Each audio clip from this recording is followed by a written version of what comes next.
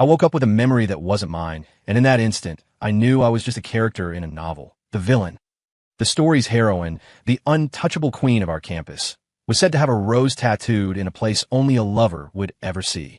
Every guy at NYU was obsessed with the idea of being the one to see that rose bloom.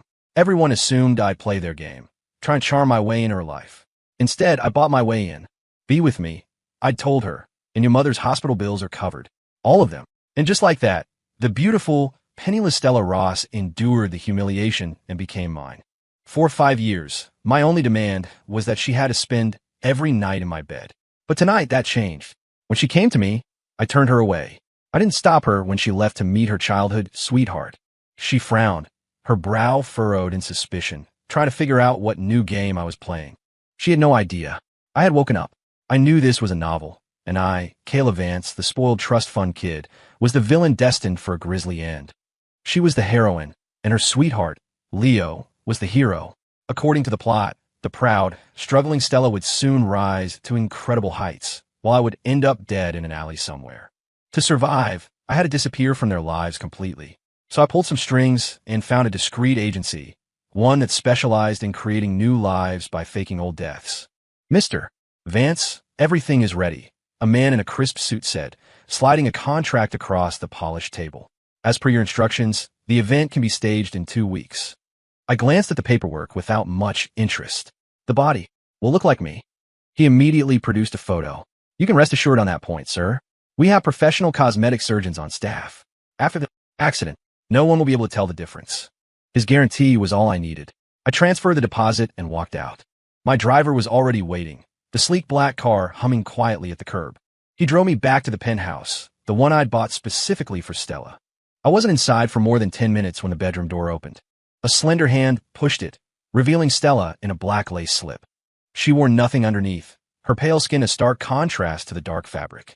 Her body was flawless, a work of art, but her expression was as cold and remote as ever. She toyed with a strap, letting it fall from her shoulder. The slip pooled at her feet, and she walked toward me, completely bare. The next moment, she was pressed against me, her body soft and warm, a faint, floral scent rising from her skin.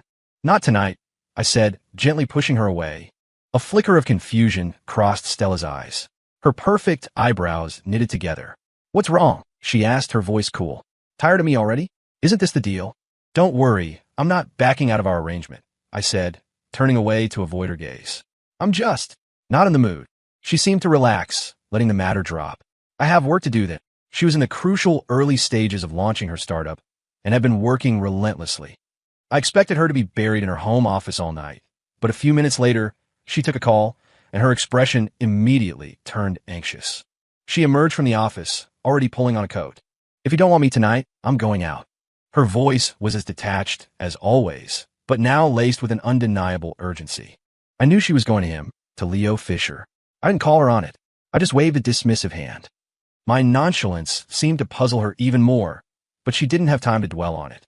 As she brushed past me, I spoke up. Stella, you don't have to do this anymore.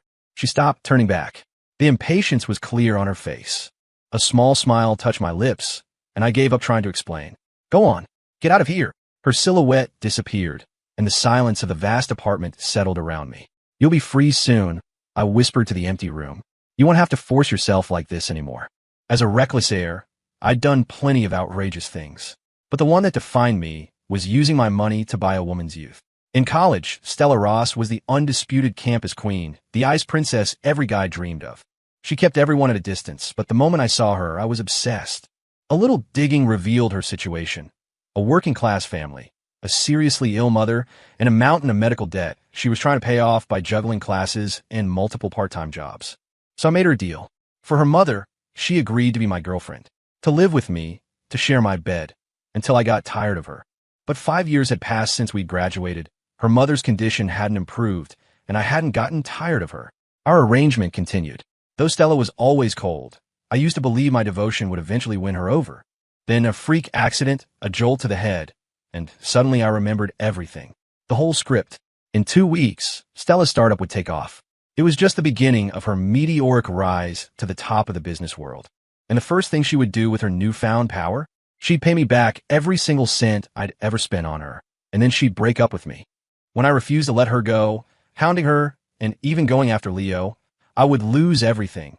My reputation, my family's fortune, and finally my life. I couldn't believe I was supposed to be that stupid. It was a fate I absolutely refused to accept. A single phrase echoed in my new memory. The hero and heroine are destined to be together.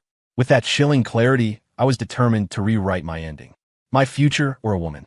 The choice was obvious. Stella didn't come home that night. The next morning, I woke early and went downstairs for breakfast.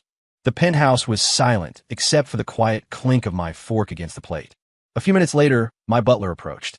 "Sir, all the staff have been dismissed as you requested. I am prepared to return to your father's estate." I nodded and handed him a letter. It detailed my plan to fake my death and start a new life abroad under a different name. I told my parents not to worry, that I would return when the time was right. I considered taking them with me, but our family's empire was rooted here. It was too complicated. Besides, a mass exodus would have made Stella suspicious. After he left, I drove to the hospital to see Stella's mother. For all my arrogance, I had never been disrespectful to Mrs. Ross. In fact, she seemed to like me more than her own daughter did. "Caleb, you and Stella aren't getting any younger. You two should be thinking about marriage." I managed a weak, bitter smile. Marriage? How could we ever get married? Knowing the story, I knew Stella's heart belonged to one person. Leo. She was the heroine, destined for the hero. And I, Caleb Vance, was just a stepping stone on their path. Seeing my silence, Mrs. Ross must have assumed it was her daughter's fault. "Stella is just stubborn," she said gently. "I know she's bothered by how you two started the money. It weighs on her, that's why she seems so hesitant." I didn't say anything, just offered another smile and handed her a debit card. "Please, take care of yourself, Mrs. Ross. When you have a moment, could you give this to Stella for me?" The card was linked to an account I'd set up years ago as seed money for her business idea. I'd hesitated to give it to her, worried about damaging her pride. But now that I knew everything, it felt like the least I could do, a final parting gift. Mrs. Ross looked at the card, a flicker of concern in her eyes. "Caleb, did you two have another fight?" "No, not at all. I just have to go away on business for a while," I explained. Just then, a cool voice cut through the air from the doorway. "What kind of business trip?" I whipped my head around. My eyes met Stella's. She stood there, her expression unreadable, and right beside her was Leo. I broke eye contact first, offering a vague excuse. "Just sorting out some of my dad's properties out of state." Stella's brow relaxed slightly. She didn't press further, instead moving to sit beside her mother with a natural ease, bringing Leo with her. Just like that, I was subtly pushed to the corner of the room, an outsider. "Mrs. Ross, you have to talk to Stella. She won't even let me have a bubble tea. She's so mean." Leo whined playfully, immediately launching into a mock complaint. "Did you forget ending up in the ER with stomach pains last time?" Stella retorted. "You swore you'd never drink it again." Oomph. Though her words were sharp, her eyes were filled with affection. Leo just grinned and stuck his tongue out. Watching them, I felt a familiar pang, but this time was distant, muted. I just shook my head with a small, self-deprecating smile. This scene had played out countless times before, but today for the first time I felt nothing. No jealousy, no pain. I had finally let go of my love for Stella. It was time to give her back to the hero. Mrs. Ross, seeming to sense my awkwardness, glanced at her daughter. "Caleb, Stella, why don't you two go wash some fruit for us?" It was a request neither of us could refuse. We took the fruit basket and left the room, Stella walking a few steps ahead of me. We hadn't gone far down the hall when her hand shot out and grabbed my arm. I was surprised. She almost never initiated physical contact, but her next words were like ice water. "Our relationship is a transaction. Stop bothering my mother." I froze. This time, I didn't try to defend myself. I just let out a cold laugh. "Don't worry. This is the last time." With that, I turned and walked toward the public restroom. In the past, I would have waited for her, tried to walk beside her. As she watched me go, a strange feeling stirred within Stella. She realized that since yesterday, something about me had fundamentally changed. After washing the fruit, we returned to the room. After a bit more small talk, we all prepared to leave. "Stella, Caleb," Leo said brightly as we stepped out of the hospital. "It's getting late. Let's go grab some dinner." Stella never said no to Leo, and perhaps to prevent me from making a scene, she answered for me before I could even open my mouth. At the restaurant, she took the menu and ordered nothing but Leo's favorite dishes. The difference between love and tolerance was stark. I'd spent years trying to get her to remember what I liked, but her half-hearted efforts were nothing compared to the genuine care she showed him. I'd expected as much, so I wasn't disappointed. I just ate in silence. Then my phone buzzed, breaking the quiet. As I stood up to take the call, my eyes caught something glinting at Leo's neck. A silver chain. I stopped dead. Where did you get that necklace? Leo glanced down, smiling. Oh, this?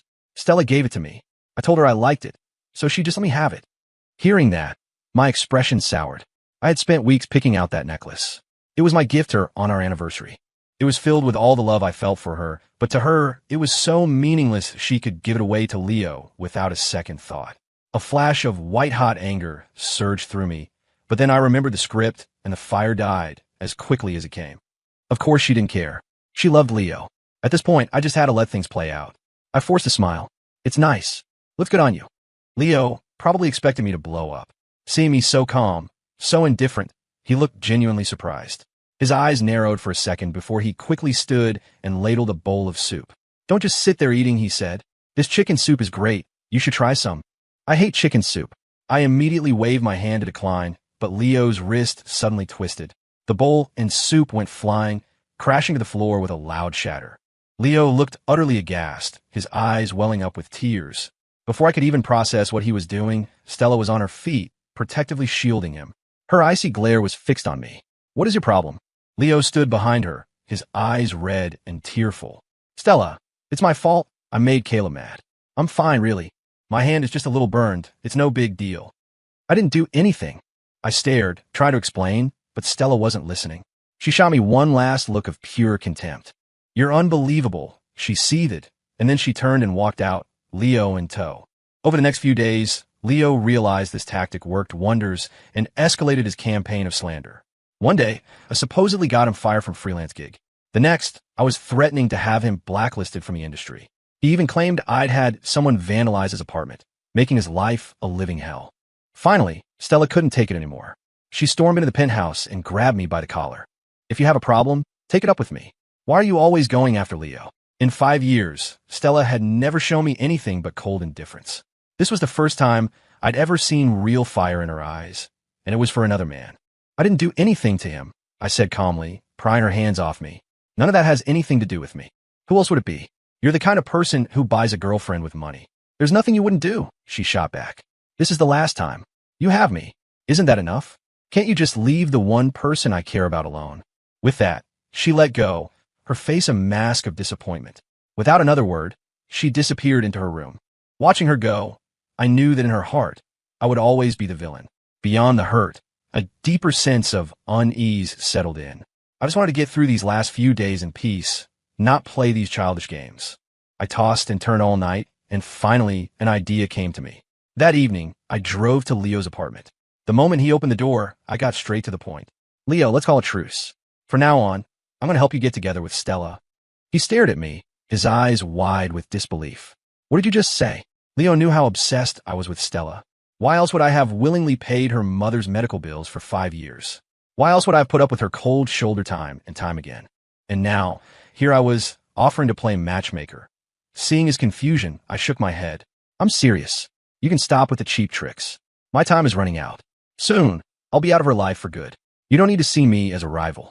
I was completely earnest, but Leo was still skeptical, suspecting another one of my schemes. I didn't care if he believed me or not. I was already putting my plan into action.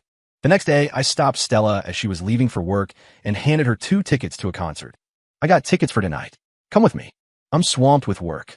She began, her eyes cold, but I cut her off. Our deal was that besides spending the night with me, you couldn't refuse any other request I made. That shut her down. She snatched the tickets with a frustrated sigh and walked away, her pace quickening.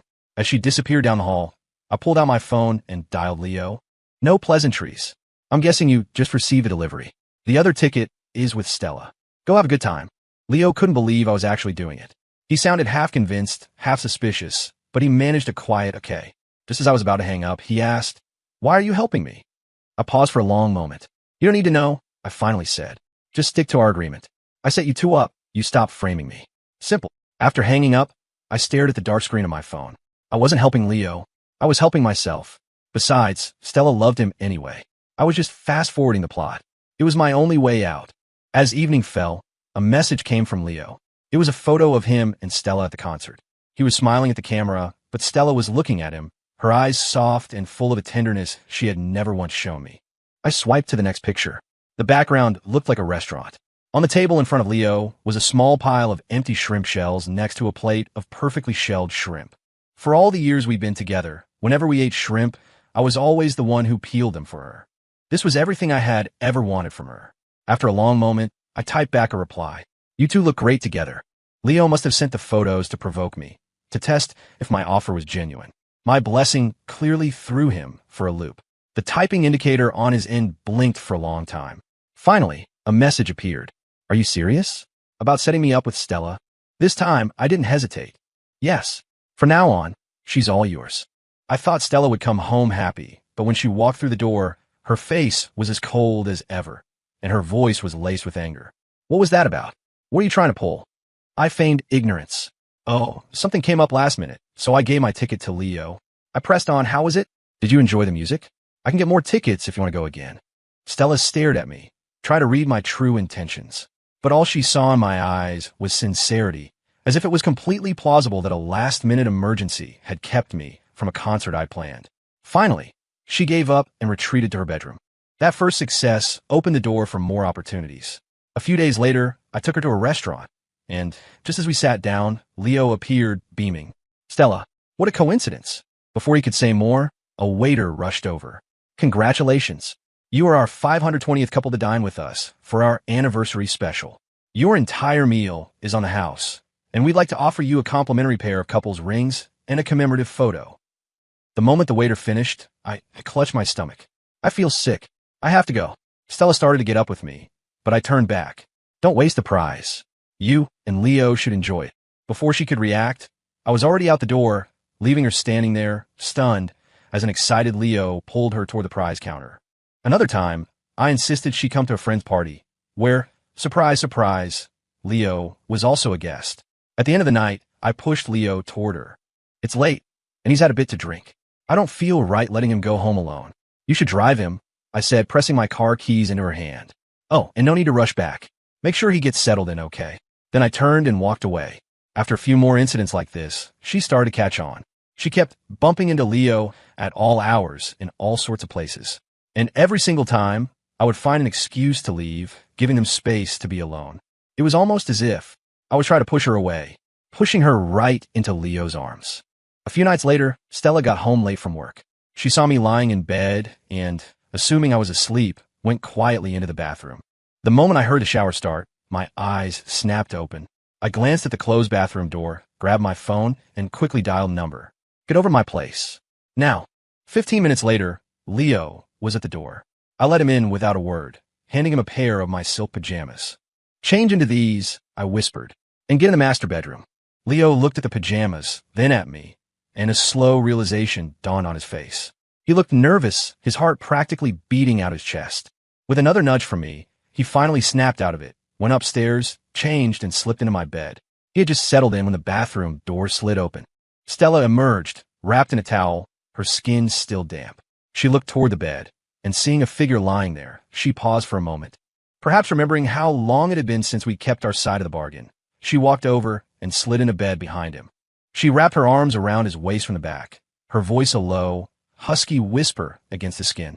I've missed this. Leo froze. He felt the heat of her breath on his neck, the soft touch of her hand on his waist. Her warm body pressed against his sent a shiver through him, and his own breathing grew ragged. She chuckled softly, her lips tracing a line of soft kisses along his neck and behind his ear. Leo couldn't handle it. A small, involuntary moan escaped his lips. That sound made Stella stop instantly. She shot up, her voice filled with pure shock. Leo. Later, in the living room, Stella sat stiffly on one end of the sofa while Leo sat on the other, a blanket pulled around his shoulders, his face a picture of humiliation. Her face was dark with fury, her eyes fixed on me. Why was Leo in our bed? I hadn't expected her to find out so quickly. A pang of guilt hit me, but I brushed it off with a casual lie. His building had a power outage. I told him he could crash here. And you put him in the master bedroom? Stella clearly didn't believe me. I hesitated. The guest room isn't made up. I figured it was just for one night, so I let him sleep there. Her chest rose and fell with silent rage. She didn't believe a word of it, but for now, her priority was getting Leo home. She stood up without a word, yanked a still-dazed Leo to his feet, and marched him out the door. When she returned, I was already in my room. With just the two of us, she no longer bothered to contain her anger. "What exactly are you trying to do?" she demanded. "Is this some new way to torture us?" Her blunt accusation stunned me. I never thought she'd see it that way. I just wanted you to. I started to tell her everything, but my rational mind pulled me back just in time. Her eyes were dark and stormy. "You wanted what? Go on, say it." After a long silence, I finally spoke, but not to answer her question. "Isn't this what you've always wanted?" My words were meant as a concession, but they acted as the spark that ignited her fury. "You're always so damn sure you know what everyone else is thinking." Stella spat, her voice dripping with ice. She turned and stormed out of the bedroom, leaving a palpable chill in the air. As I watched her go, I think I finally understood. At the end of the day, she was still technically mine. According to whatever twisted principle she lived by, she wouldn't sleep with Leo, no matter how much she loved him. It didn't matter. In 2 days, all of this would be over. As the day of my departure grew closer, I began to purge the penthouse of anything related to her. I sorted through boxes of memories, burning what I could and throwing out the rest. I tossed letter after letter into the fireplace. My mind drifted back to the beginning. At first, I had tried to win her over like any normal guy. I'd spent 4 months writing her countless love letters, every single one of which she had rejected without a second thought. It was only after seeing the immense pressure she was under that I came up with the transaction, a way to help her and get what I wanted. Maybe I was wrong. Maybe real love couldn't be bought. The novel had said as much. The heroine, Stella Ross, only loved the hero, Leo Fisher. With that thought, there was nothing left to hold on to. I threw the last letter into the flames. Just then, the front door opened. Stella walked in, her eyes immediately falling on the burning envelopes in the fireplace. Though she'd never read them, she recognized the stationery instantly. They were the letters I'd personally handed her, the ones she had so coldly refused. She felt a strange jolt in her chest. "What are you doing?" she blurted out. Through the shimmering heat, I saw the shock on her face. It struck me as odd. "Just getting rid of some useless things," I replied. A flicker of panic crossed her face. She could feel that I was changing, that the things I was doing were leading somewhere, but her words came out sharp and defensive. "Right, you got what you wanted. I guess these are useless now." She had said things like that to me before, and they had always cut me deep. But this time, I felt nothing but a quiet calm. "It's almost over," I murmured, more to myself than to her. My detached response seemed to unnerve her. She gave me one last look, then turned and went upstairs without another word. I sat there, motionless, watching the fire consume the last of the ashes until there was nothing left. "Stella," I thought from this day on, forget this memory. Forget me, the villain. We're both about to start a new life. The next day, as Stella was about to leave, I stopped her. "Tomorrow is our 5th anniversary," I said. "I booked a table at our favorite restaurant. Let's have one last dinner." She frowned, but she didn't refuse. She just gave a cold, single-syllable reply. "Fine." Perhaps it was the anticipation, but the day passed quickly. When the evening of our anniversary arrived, the day I was scheduled to die, I dressed with particular care before we left for the restaurant. The ambience was perfect, with soft lighting casting a warm, intimate glow over our table. I saw a flicker of something unreadable in Stella's eyes as she took it all in, but the moment was shattered by the ringing of her phone. She glanced at the screen. It was Leo. With a sigh, she answered. His voice came through the phone, thick with panic and tears. "Stella, I've been in a car accident. Can you come to the hospital?" Her brow furrowed deeper. She looked at me. I put down my fork. "I heard," I said quietly. "You want to go, don't you?" She didn't hesitate. "We can celebrate our anniversary any other time. Leo needs me." I didn't argue. I just watched her. Her heart was pounding. For someone who was always so composed, she seemed unusually nervous. "We'll make it up," she added quickly. "I promise."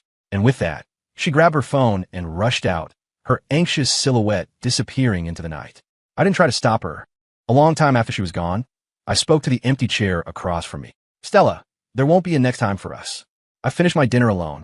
As the sky outside darkened to a deep indigo, my assistant entered the restaurant. "Sir, everything is in place." I didn't turn around. "Good," I said softly. I stood up and took one last look around the place where Stella and I had shared so many moments. Then I walked out and headed for the airport. "Stella, this time, I'm delivering you back to your hero myself. My character is being written out of your story. Permanently." It was 2 days later when Stella returned to the penthouse. She was smiling. Leo's injuries were minor, and a major project she'd been working on had just succeeded, securing her position as a rising star in the tech world. She was no longer the poor student who had sold herself to pay her mother's medical bills. She had the bonus check with her, ready to pay me back. Once their debt was settled, she could finally stand before me as an equal. But when she pushed open the door, the penthouse was empty and silent. I always waited for her in the living room. This time, I was nowhere to be seen. A sense of unease crept over her as she recalled my strange behavior over the past few weeks. She pulled out her phone to text me, but before she could, a news alert popped up on her screen. A fatal single-vehicle accident occurred 2 days ago on a remote suburban road. The car exploded on impact, leaving one deceased. The victim, who was burned beyond recognition, has been identified by authorities through dental records as Caleb Vance, only son of the Vance family, one of the city's wealthiest real estate magnates. The words hit Stella like a physical blow. In disbelief, she frantically scrolled through the article's photos, searching for any proof that the charred wreck, the blurred image of the covered gurney, wasn't him. But the details, the model of the car, the description of the victim's build and clothing, it all matched. He was dead. No, she had to see for herself. She wouldn't believe it until she saw it with her own eyes. Stella stumbled out of the penthouse, her legs barely supporting her.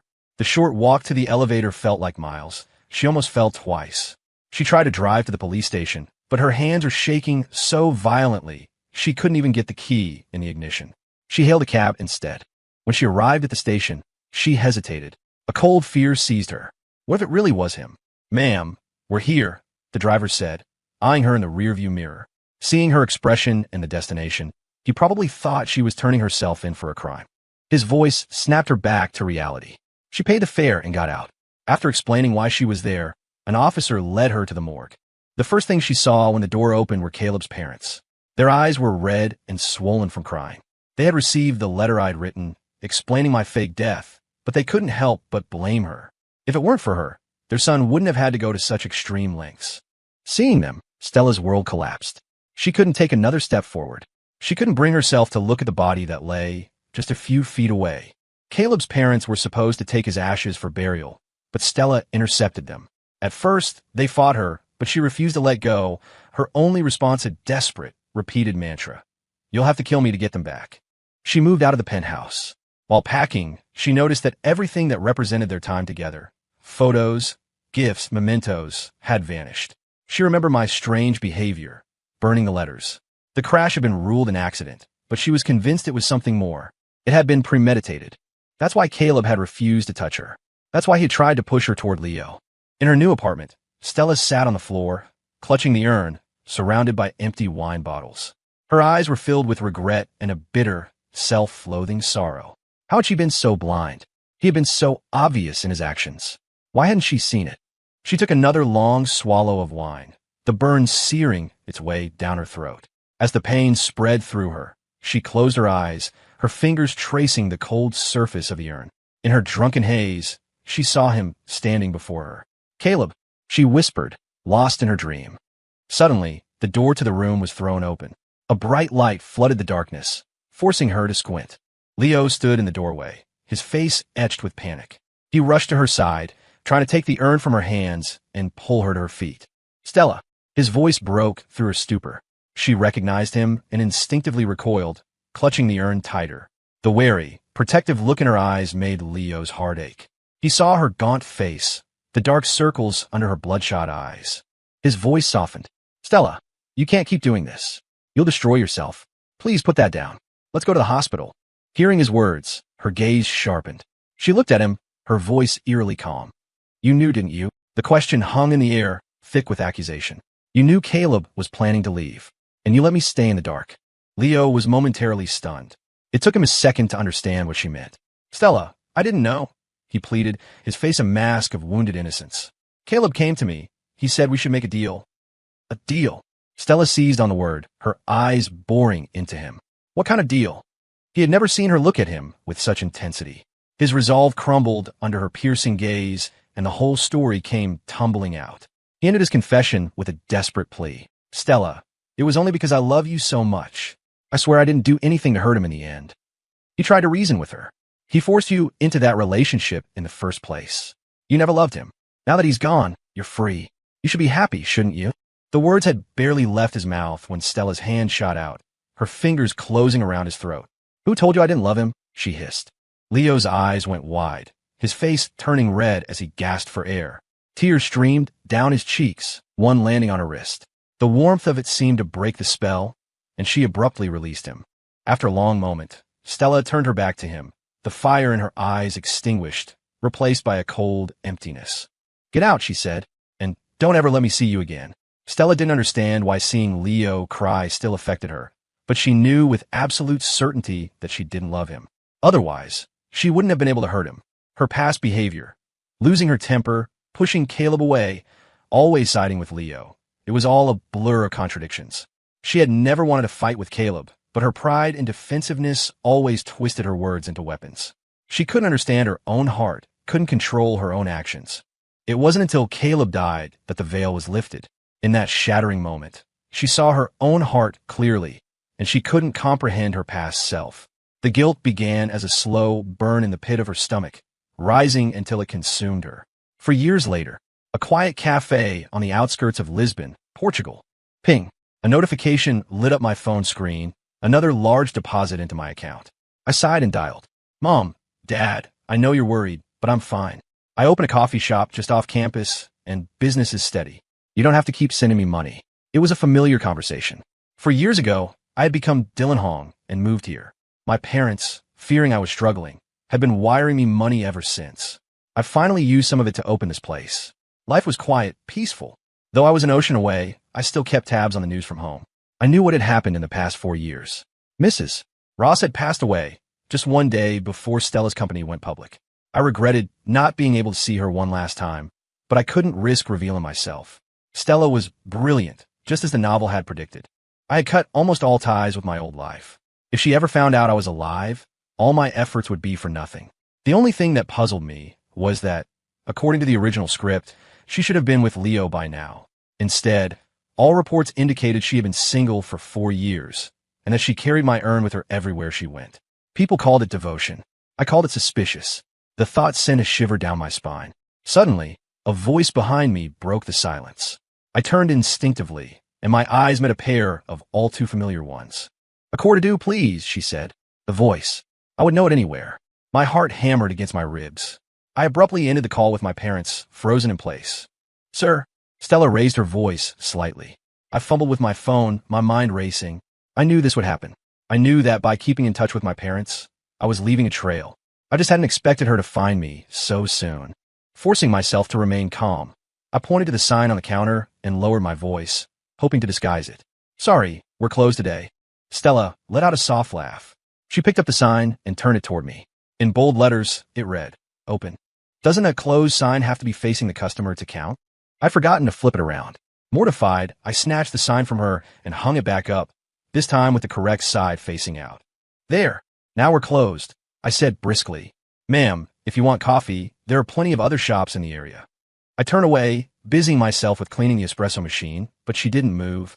Just as I was about to ask her to leave again, she spoke first. "You look very familiar." My body went rigid. In the sudden quiet of the cafe, the only sound I could hear was the frantic thudding of my own heart. She studied my face, her expression a mixture of hope and uncertainty. After all, she had seen the proof of my death. Was I Caleb, or just a stranger who looked like him? I decided to play dumb, hoping to throw her off. "Ma'am, don't you think that's a pretty outdated pickup line?" "No, that's not what I meant," she said quickly, flustered. I was too focused on getting her to leave to pay much attention to her words. It seemed to work. She finally relented. "Okay," she said. "Will you be open tomorrow?" Her concession was a relief. I hesitated. If I said no, it might make her more suspicious. If I said yes, she'd be back. "It's the university holiday," I said, trying to sound non-committal. "Not many customers around, so I might not open." My excuse seemed to have the opposite effect. "So you're saying if there are more customers, you'll open?" she pressed. I couldn't stop myself from looking up at her, then quickly looking away. "There are other cafes nearby. You don't have to wait for this one." I didn't know what had happened to Stella over the last 4 years, but she had become relentless. She stood there, waiting for an answer. Finally, I gave a reluctant nod. A smile touched her lips, and she left. I couldn't figure her out. As soon as she was gone, I called my parents back. The line connected instantly. "Dylan, what happened?" my mother asked, her voice tight with worry. "Stella found me," I said, rubbing my temples. The situation was giving me a headache. "Mom, Dad, what's been going on with her?" "She's different." There was a moment of silence on their end. Then my father spoke, his tone hesitant. Son, why exactly did you fake your death? For years later, and he was asking again. This time I didn't hide it. I told them the whole story, framing it as a strange, vivid dream I'd had. They had been against my relationship with Stella from the start. Not because she was poor, but because they could see she didn't love me. They couldn't bear to watch their only son chase a hopeless dream, destined for heartbreak. I had been too stubborn to listen then. Now, their perspective had shifted. Son, my father said, we've watched Stella these past 4 years. She built her success from the ground up. We can see how much she loves you. If you think of this all as just a bad dream, maybe it's time to come home and face it with us. He's right, honey, my mother added. She's found you now. For years have passed. Come home. We'll face whatever comes together. I didn't answer right away. The idea seemed absurd. Stella loved me? I couldn't believe it. In 5 years together, if I had felt even an ounce of love from her, I never would have left. Now, just because she wasn't with the destined hero and had kept my ashes, they were convinced she loved me? What if she just didn't believe I was dead and was investigating? Once the truth was out, she would go right back to Leo. That night, sleep wouldn't come. I finally drifted off as the sun was rising and didn't wake until the afternoon. The sleep was so deep, so dreamless, that for a moment I struggled to separate reality from fiction. I lay in bed for a long time, my thoughts jumbled, before finally rushing to the cafe. Sure enough, Stella was standing outside, and she wasn't alone. A small crowd of my regular customers was with her. I had told them I might be closed, so they shouldn't all be here. It didn't take a genius to figure out who had organized this. Stella saw me from across the street, and a slow smile spread across her face. She walked toward me, her expression knowing. I knew you'd come. Seeing her, I was thrown for a loop. For a second, it felt like the dream was real, and my memories became a tangled mess. But the feeling passed. I greeted my customers, unlocked the door, and, as I pushed it open, she followed me inside. A wave of irritation washed over me. I had left. I had cleared the way for her and the hero to have their happy ending. Why was she here bothering me? The cafe filled up. As I made coffee, a strange feeling crept over me. Ever since Stella had reappeared, my memories felt jumbled, as if I was forgetting that I was supposed to be dead. I soon realized that feeling only intensified when I looked at her. The source was Stella. She sat at the counter and ordered Cordido. It was a simple drink, and I made it quickly. As I handed it to her, she didn't drink. She just looked at me. My name is Stella Ross, she said. Nice to meet you, Ms. Ross. I replied, my face a perfect mask of indifference, as if I'd never seen her before in my life. My reaction seemed to be the last straw. Before coming to Lisbon, she had done her homework. A month and a half ago, she'd noticed something odd about the Vance family's finances. She remembered seeing my parents at the morgue, and even then, they hadn't seemed like a couple consumed by the grief of losing their only child. She chalked it up to stoicism, but a recent discovery changed everything. Regular, large sums of money being wired from the Vance Corporation to an overseas account. They were hiding something. Caleb Vance, Dylan Hong, a similar face, similar build, similar age.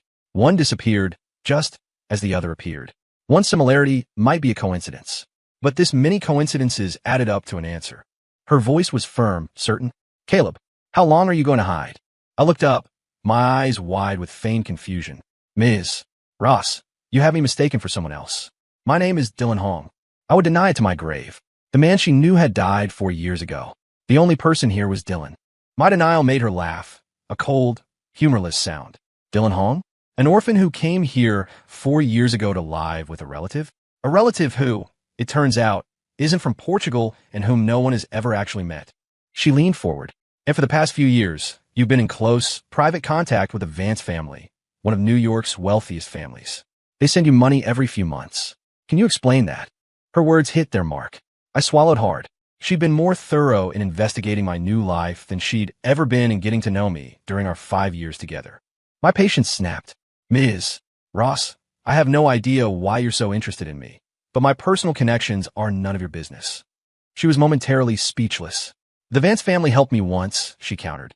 You're a suspicious character who has taken a lot of their money. What are your intentions? She thought that would make me crack, but I just gave her a dismissive look. Even if I did have ulterior motives, that would be the Vance family's problem to deal with, not yours. I leaned in, my voice dropping to a low, cruel whisper. What gives you the right to question me? Are you a friend of Mr. and Mrs. Vance? Or are you just the woman their dead son used to pay for? The words struck her like a slap. Her eyes instantly filled with tears. She bit her lip, gave me one last, wounded look, and walked out. Her retreating figure seemed so small, so lonely. For a moment, I felt a pang of regret. I almost called out to her, but stopped myself. She'd always seen our relationship that way. She'd said as much herself countless times.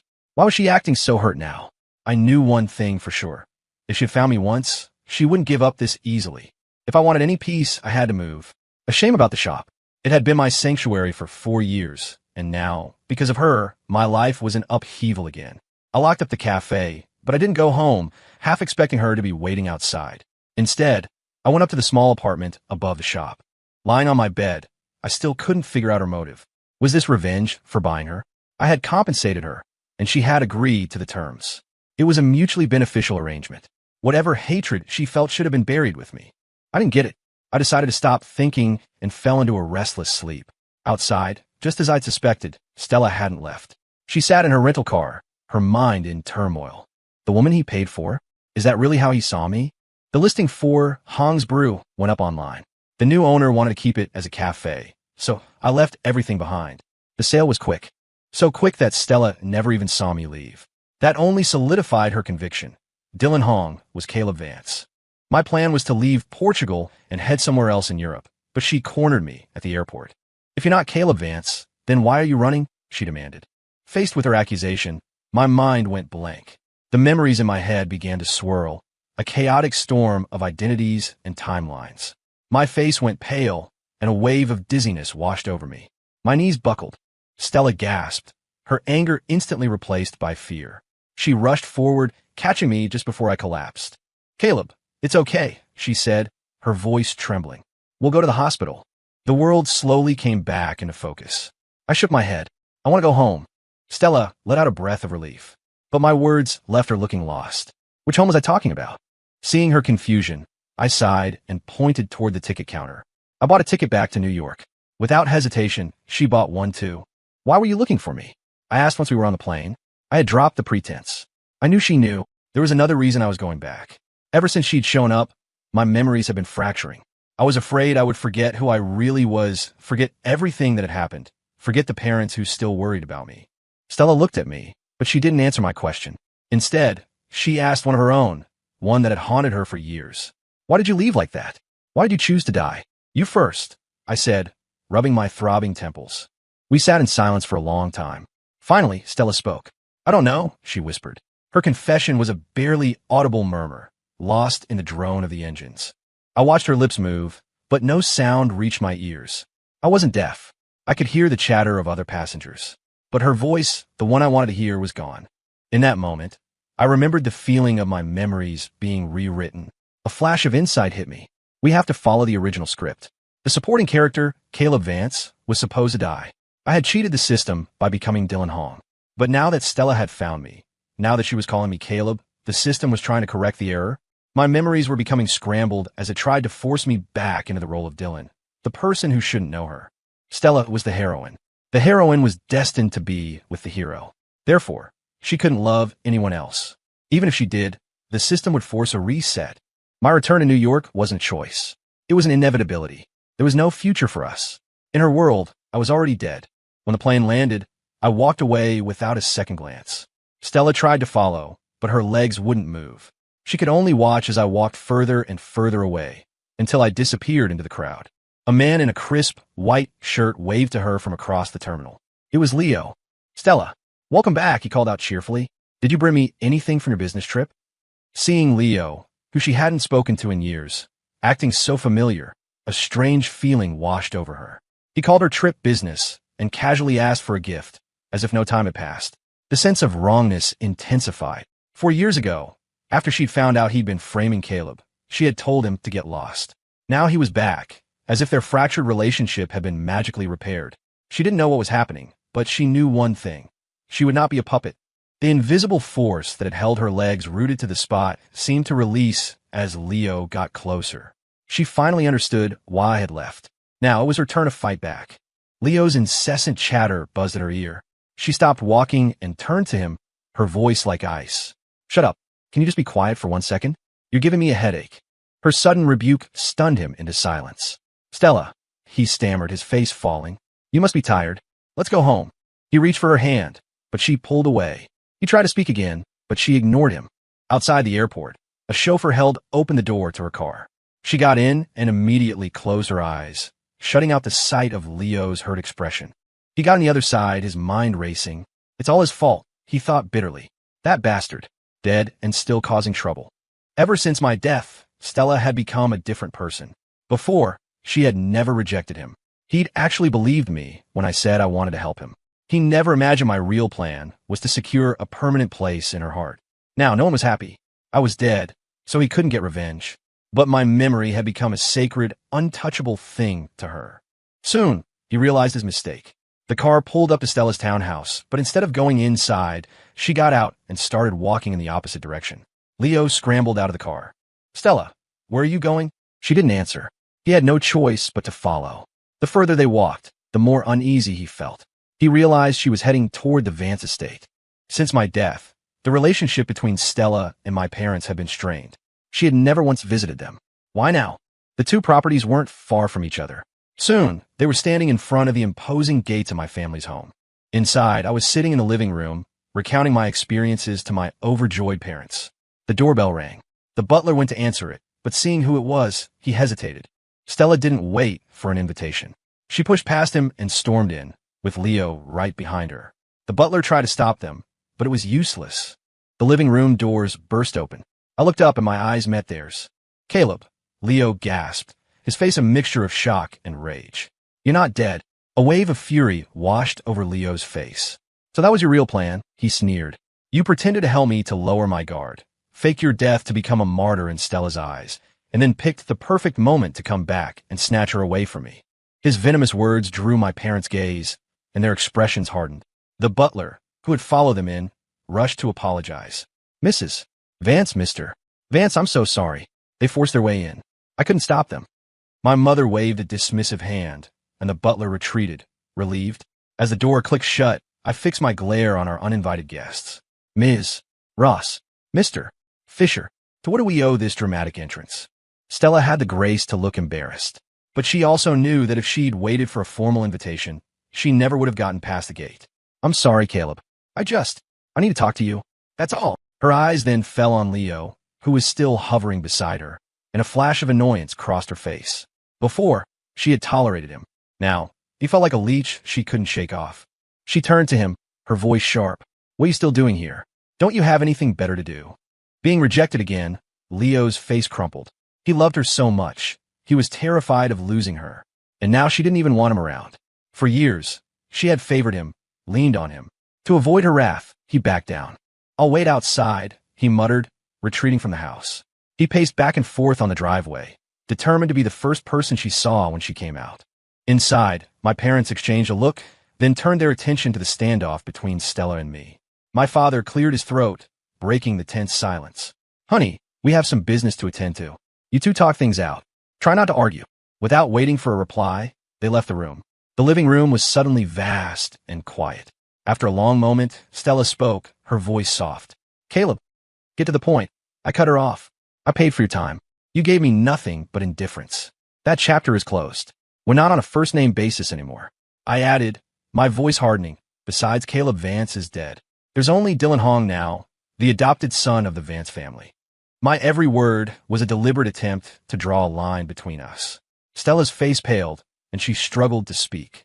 Caleb, I know I was stubborn before. She finally managed, her voice trembling. I refused to admit my feelings because I was ashamed of how we started. It wasn't until I heard you were dead that I finally understood my own heart. I know how stupid I was.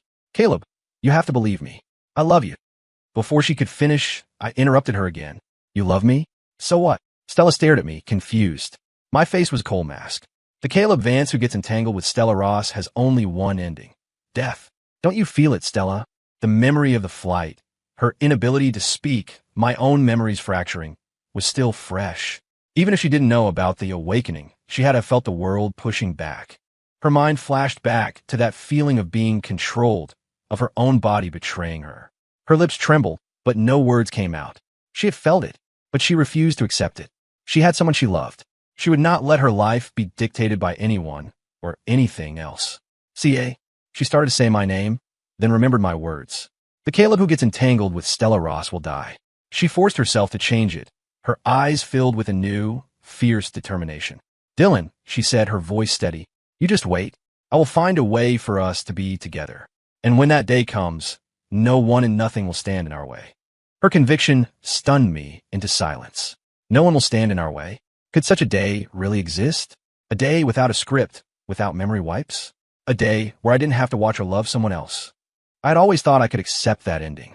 But hearing her words, a flicker of hope ignited within me. After her declaration, Stella turned and left. I lowered my head, a sense of melancholy washing over me. But Stella, I whispered to the empty room, I've been waiting for so long. How can I be sure this is real? That it isn't just obsession you've mistaken for love? Why couldn't I feel any of it before? Hearing the silence, my parents peeked back into the room. Seeing my dejected posture, they rushed to my side. Caleb, what's wrong? My mother asked softly. Did you two fight again? Her gentle concern was the final crack in my composure. I buried my face in my hands and began to sob, all the frustration and fear of the last 4 years pouring out of me. My parents hovered over me, unsure of how to comfort me. Finally, I looked up, my face streaked with tears. Mom, Dad, that dream I told you about. What if it's real? What do I do? They looked at each other, a sudden understanding dawning on them. It wasn't just a dream to me. It was the reason I had faked my own death and lived in exile for 4 years. The fact that I was still so haunted by it, even after coming home, was both absurd and heartbreaking. But seeing the raw terror in my eyes, my father's expression grew serious. Caleb, listen to me. No matter what happens, we will be right here with you. Your mother and I will always love you. As Stella walked out of the house, she saw Leo emerging from the direction of our garage. He looked startled to see her. He couldn't have seen me, right? He thought, panicking. Stella's eyes narrowed, her gaze sweeping over him. What were you doing back there? She asked, her voice low and suspicious. Nothing. Just bored, stretching my legs, Leo said, rubbing the back of his neck and avoiding her eyes. He quickly tried to change the subject. Are you two done? It's getting late. We should head back. He wanted to ask about the man in the house. He had been at the morgue. He had seen the body. Even disfigured, he remembered that face. It was Caleb. So who was the man in the villa? It couldn't be a ghost. Stella, didn't Caleb? 4 years ago. Who was that? Stella shot him a look and started walking away. When he caught up, her voice was a clear warning. He is not Caleb Vance. He is Dylan Hong, the family's adopted son. And Leo, get rid of whatever little ideas are brewing in your head. If anything happens to him, it won't just be the Vance family you have to worry about. I can be very resourceful. Leo quickly shook his head, forcing a smile. Stella, you know me. I would never do something like that. She didn't reply, just kept walking. He followed close behind, his mind already churning.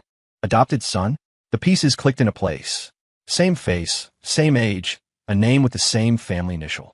There was no way it was a coincidence. He didn't know how he'd pulled it off, but it was clear. He had faked his death and was now back in New York under a new identity. And he was back to fight for Stella. I won't let him near her, Leo vowed silently. If he were really dead, Stella would grieve, but time would heal her. She would eventually turn to me. He needs to die. For real this time. Leo glanced back at the Vance estate, a sinister smile playing on his lips. Caleb Vance, you should have stayed dead. Back at the mansion, my parents accepted my decision to remain Dylan, but they had a condition. All right, Dylan, my father said, but we're throwing a party in a few days to formally introduce you as our son.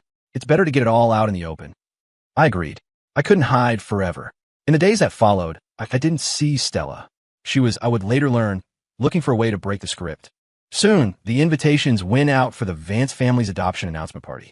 When the invitation arrived for Stella, she hesitated for only a moment before accepting. She had to see me, even if it was just from a distance. The party was held at the city's most luxurious hotel. The cream of New York society turned out in full force, buzzing with curiosity. No one had heard a whisper about an adopted son. The scale of the event made it clear that this new heir was important. Guests mingled, champagne flutes in hand, their conversations eventually turning to the host's tardiness. What's the deal with the Vances? They invite all of us here to meet their new son, and then they don't even show up. Exactly. The hosts are always the first to arrive. This is just bad form. In a quiet corner, Stella listened to the murmurs, a knot of anxiety tightening in her stomach. The fact that my parents and I were all missing was deeply unsettling. Her eyelid began to twitch. As more time passed, the guests grew more restless. It's been too long. Something's not right. Someone should call them. Just as a guest pulled out his phone, a news alert flashed across the screen. A multi-vehicle collision occurred this afternoon on the Spring Valley Parkway, involving 2 men and 1 woman. All 3 have been rushed to the hospital with critical injuries. Police are investigating a possible case of brake failure. The Spring Valley Parkway, the route my family would have taken to get to the hotel. Stella shot to her feet, her composure shattering. She pulled out her phone as she ran for the exit. Find out who was in that accident on the parkway, she barked into the phone, and which hospital they were taken to. A moment later, a text came through with the names of the victims. It was us. Without a second's hesitation, she floored it, racing toward the address her assistant had sent. 5 minutes later, Stella burst into the emergency room of Mount Sinai Hospital. After a frantic exchange with a nurse, she found our floor and ran. We were out of surgery. All 3 of us were stable. Stella finally allowed herself to breathe, leaning against the sterile white wall. Then, her mind began to race, replaying the details of the accident. A family as prominent as the Van Cess? Their cars were meticulously maintained. Brake failure was almost impossible. It had to be deliberate. The thought immediately conjured an image in her mind. Leo, emerging from the Vance family garage just a few days ago. A wave of regret washed over her. Leo had harbored a deep-seated malice for me 4 years ago. Why would she think he would just stand by and do nothing now that I was back? His guilty demeanor had been so obvious. How'd she missed it? If she had just been a little more careful, none of this would have happened. The regret quickly curdled into a cold, hard rage. She had warned him. She had told him not to touch me. Now he had put my entire family in the hospital. Stella's jaw clenched. Leo Fisher, she seethed. You really are something else. 5 days later, my parents and I began to wake up. I tried to sit up, but a gentle hand stopped me.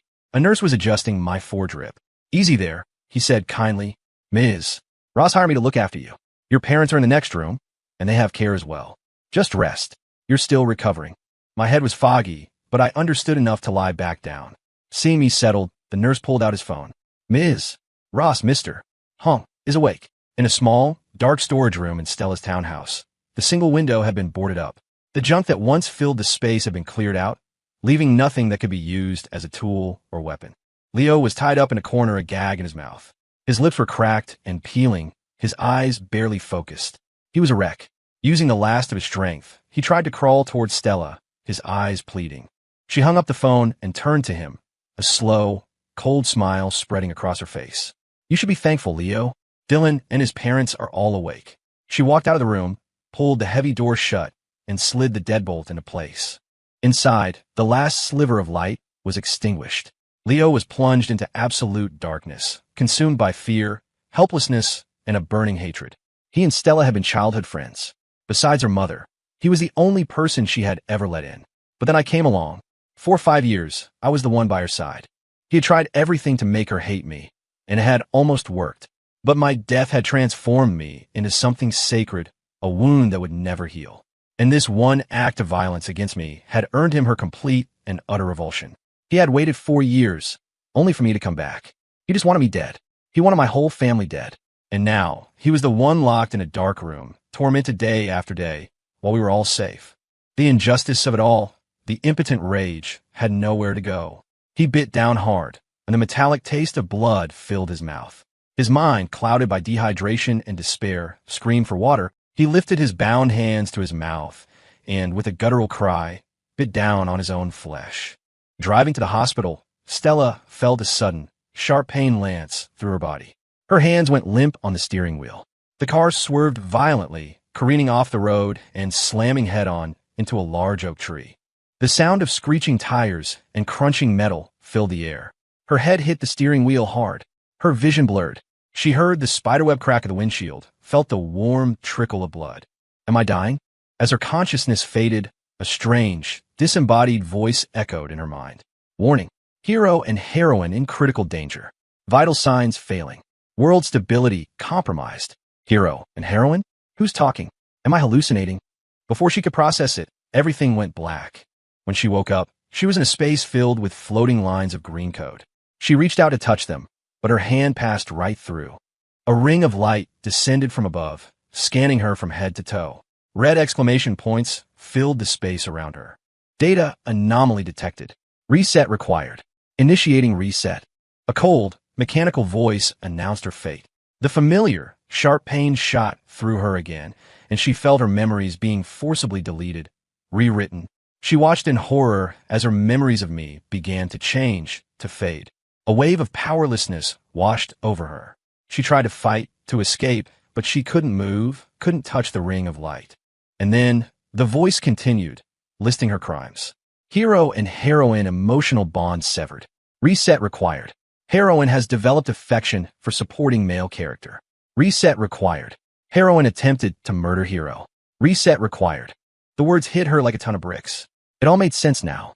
She stared into the void, her voice a low growl. So you're the one controlling me. I'm the heroine, and I tried to kill the hero. So the hero is Leo, and the supporting character is Caleb. The system seemed to glitch for a moment before responding. My function is to maintain the operational stability of this world. I do not answer questions. Its non-answer was all the confirmation she needed. The absurdity of it all, that her life was nothing more than a pre-written story, was staggering.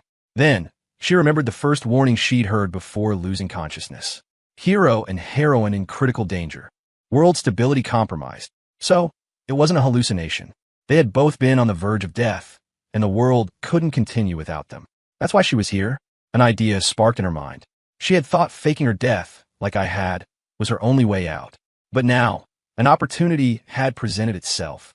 If their deaths would cause the world to collapse, and all this system cared about was keeping the story running, then she had leverage. Let me go, she said, her voice gaining strength. I don't want to be your heroine. I just want to be with Caleb. She spoke quickly, desperately, afraid the system would reset her before she could finish. If it made her forget me, turned her into a puppet, she would rather die. The ring of light flickered. Then, the voice changed, losing its mechanical edge, becoming softer, almost persuasive. Why would you want that? As the heroine, you can have everything. Opportunities, success, limitless wealth. A hero who will love only you. You are the happiest person in this world. It was trying to reason with her to guide her back to her designated path, where she could have everything, except the one thing she wanted. Stella shook her head, her resolve hardening. I just want to be with my Caleb. And you would give up everything you have now? You won't regret it? The system couldn't comprehend it. In its logic, this was not the optimal choice. She nodded firmly. I won't regret it. But he is destined to die, the system warned. His only purpose in this iteration of the story is to bring you and the hero back together. In the end, he will die at the hero's hand. The words were a dagger to her heart. Even after faking his death, that was still his fate. The system seemed pleased by her reaction, the code around it swirling faster. Caleb Vance died 4 years ago, did he not? It said, the implication clear. The role was already fulfilled. Then it delivered the final terms.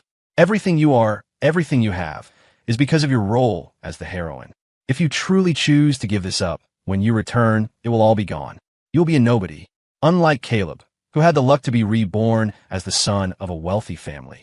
You will have nothing. You won't even have a name in the story. It thought this would scare her. But Stella looked into the void, her voice clear and unwavering. I voluntarily give up my role. I give up everything I have. And I will never, ever regret it. I woke up the day the doctor said Stella might be coming to the hospital.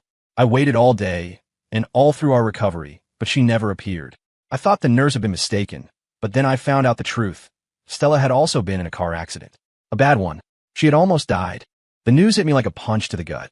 I immediately had a nurse take me to see her. She was in the ICU, unconscious, a respirator covering her face. The faint mist on the inside of the mask and the steady beep of the heart monitor were the only sign she was still alive. She had been on her way to see me, and now she was here. The guilt was overwhelming. After 4 years, I hadn't shown her an ounce of kindness, all because I couldn't feel the love she claimed to have for me. Seeing her lying there, so still and fragile, my heart broke. When I was in the hospital, she had arranged for my care.